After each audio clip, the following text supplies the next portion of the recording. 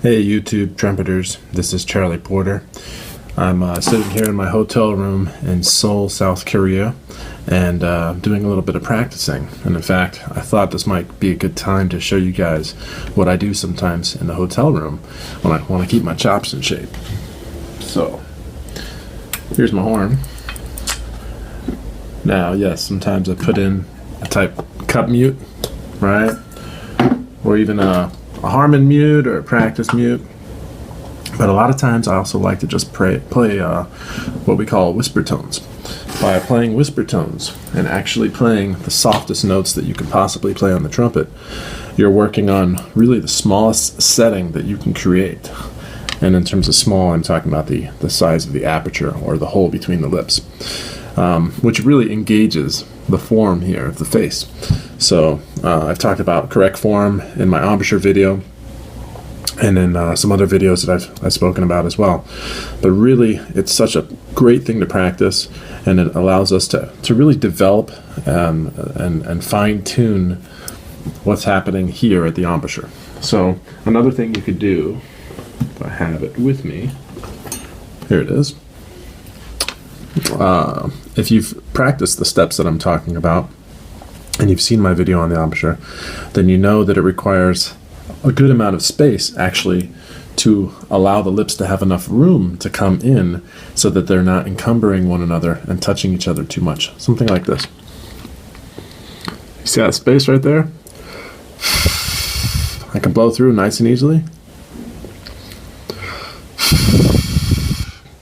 And I also have enough room to firm up the lips against the teeth so that that hole will become smaller, but it won't start to get all distorted.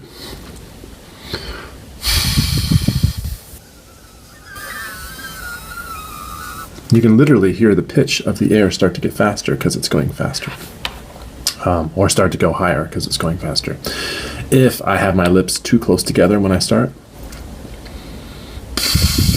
I can force them open with the air, but when I bring them back in, it's not going to sound like air going through. I'm going to start to hear a disturbance and some kind of vibration.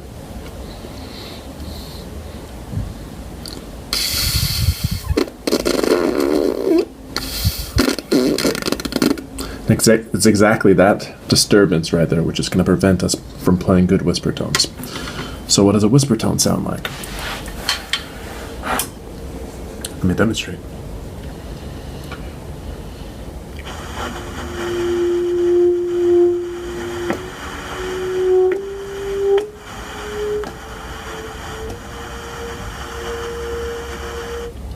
So hopefully you can hear that. I'm getting right up next to the microphone so you can actually hear the whisper tones. What can you do with whisper tones? Well, you can do everything that you can do without whisper tones. What I mean is you can work on flexibilities, you can work on Clark studies, you can work on long tones.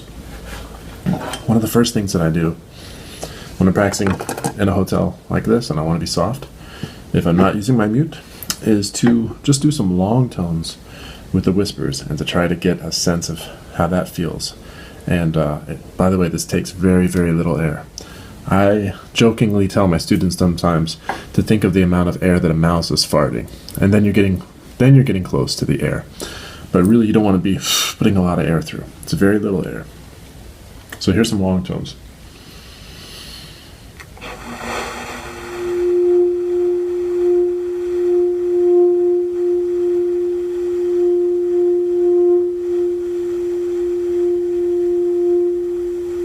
In fact, I took a lot of air in that time, and I realized, whoa, I got all this extra air in my body. You don't even have to take a big breath like you're doing a regular note. In fact, you could put all of your air out.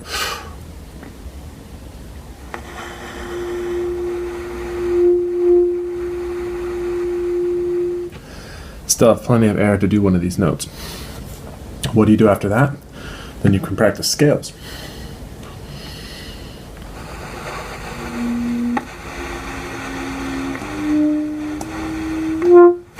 And try not to let the note go too loud.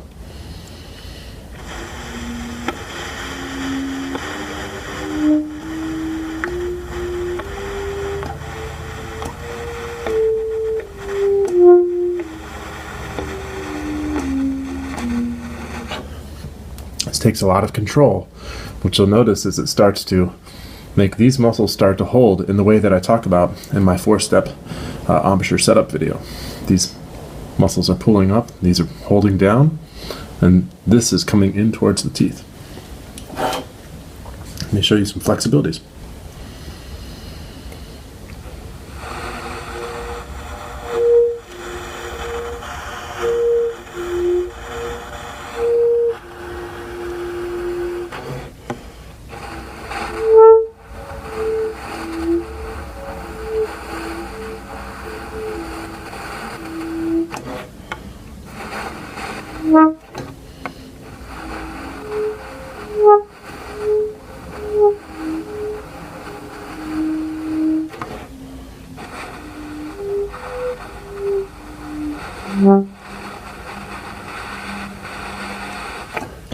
So sometimes the lower notes and the much higher notes are the harder ones to do with the flexibilities, especially when doing with whisper tones. But in fact, that means you want to work on those even more. And in fact, I really try to include the whole range when I'm doing this, not just the middle register, but the low notes as well. So if you work chromatically from C down,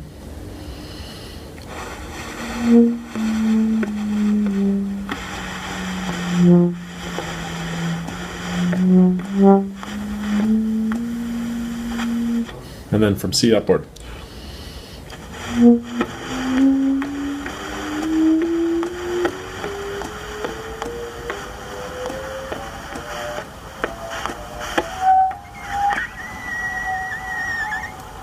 Even up to high B flat, B and C, you can do this.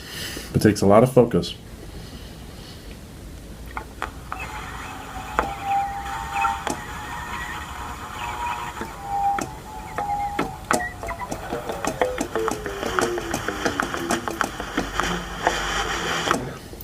Then the next thing to do is to actually play through some pieces, play through some etudes. So sometimes I'll work on characteristic studies.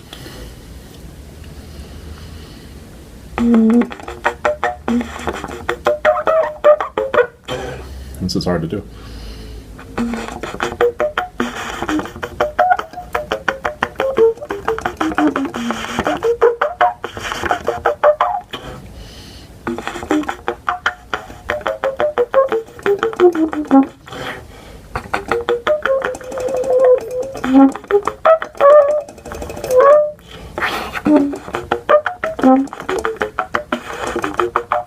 You get the idea. And what you can do is actually work on articulation studies, Clark studies, all kinds of things.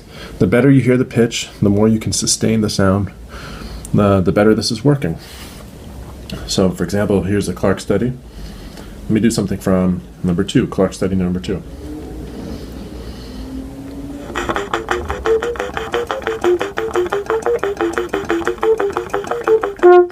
Oh, see, escaped me right there. How about number 3? Clark study number 3.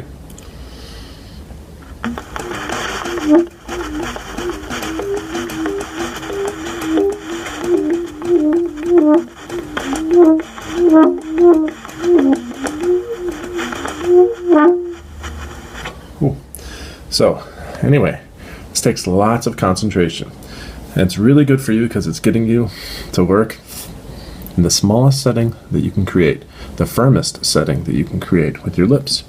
And what that's going to be doing basically is also working on your high register in terms of the form. So, and another great thing is, since you're working so small, but you're not using much air, it's also working to make sure that you are getting good coordination in terms of keeping that space between your lips, and that you're not starting to put the lips too close together, which is often the habit when people play either A, softly, or B, when they're playing in the high register.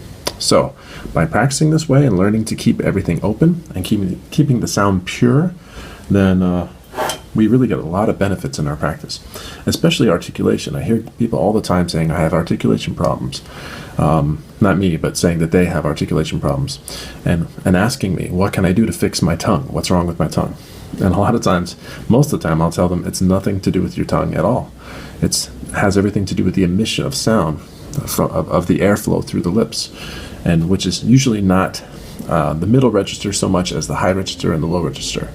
And the reason for that is in the high register, getting too tight, pressing the lips together, encumbering the airstream, and in the low register, backing off the pressure too much, losing the seal, and again, the lips collide because of that.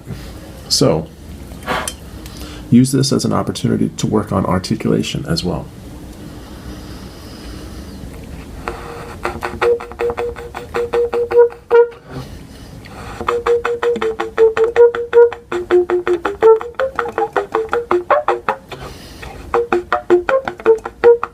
You can hear the, you can literally hear the ping of the tongue.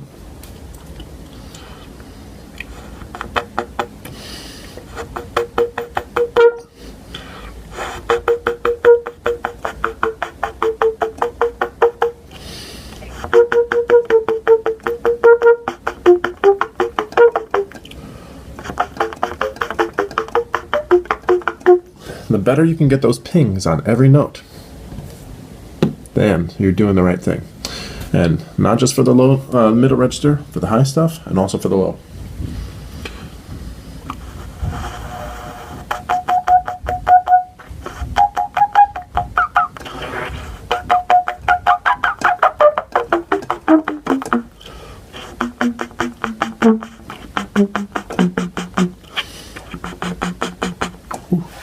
Stuff on low G. Anyway, there you go. That's the basic idea of it. So practice your whisper tones when you're in a hotel room and you don't want to make a lot of noise for your neighbors. And let's see, it's 9:30 a.m. right now, so I can do these. Somebody could be sleeping in the bed next to me and they probably wouldn't hear this. That's the beauty of doing these whisper tones. You got to remember that unlike a clarinet or saxophone player, we're not playing with a piece of wood here. We're playing with flesh and blood. And we can exert a lot more control over this than they can with that piece of wood. So if you learn how to play the lips properly, and you learn how to focus them, and not to encumber the airstream too much, but to create resistance by pulling inward, then you can play softer than any clarinet player can ever imagine playing, with more control. So I'm going to play you guys out with let's do some kind of lyrical piece.